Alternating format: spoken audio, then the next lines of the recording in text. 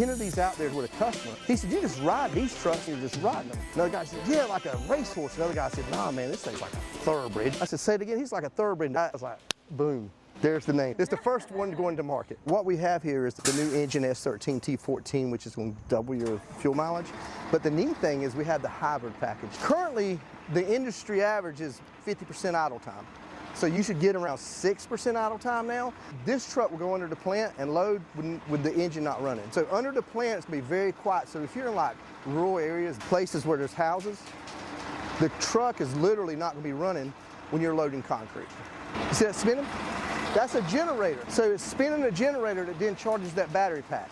So when the engine's running, you're charging the battery. So that means when you're going to the job, the battery is actually charging. The battery, the generator, and the motor, the whole situation is 714 pounds. It's lithium. Same thing as in a Tesla. It's heavy. We took these trucks to the weigh stations at DOT and said, they're loaded with 40,000 pounds of rock. Are we legal?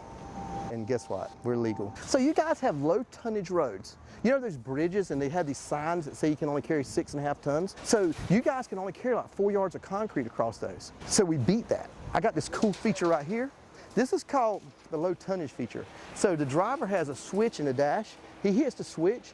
Every axle goes to 13,000 pounds, 6.5 tons, and you will drive over all the low tonnage roads with 10 yards of concrete. And even better, this per square inch pressure down is less than a Yukon. So if you drive in a customer's driveway, you could take 40,000 pounds of concrete down a driveway and have, let's say it has 2,500 PSI, you're going to have like 1,200 PSI on your tires. So you literally could run down his driveway without cracking it. That's called low tonnage feature. If you look here, there's no hydraulic hoses or anything on this truck. It's huge in maintenance savings. So this is just water. So we're using this as an air pump. This is your water tank. We had to do that for weight distribution because this is your fulcrum.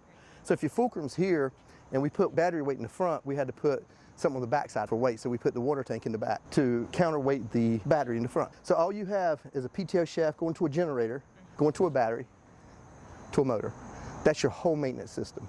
So if you look right here, we're actually dosing DEF fluid into the exhaust, and that's where the engine's the hottest, is coming off the manifold.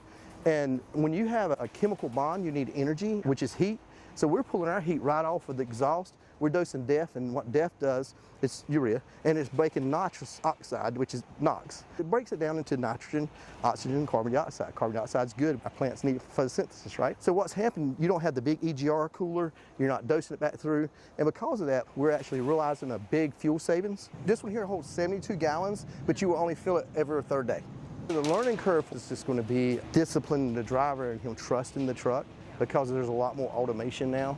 So what's going to happen to him now is when he gets out of this truck, he don't have to worry about the drum, it's just going to rotate if there's a load. Also, if the battery ever goes down to 20%, because lithium batteries you don't want to run down to zero, the engine will crank and charge it to 40% in 10 minutes and turn back off. There's never a situation that our system will let it go to zero. This is fully autonomous, so we can control this through the batch panel. The drivers can not only control here, the drivers have a remote control they can do. Everything's controlled through the PLC. And I put pucks on here, it's called telematics. If you're going down the road and the driver says, oh my God, I got to check in engine light, not only is it going to tell you there is a problem, it's going to communicate what the problem is real time to your maintenance staff. Are we green or white?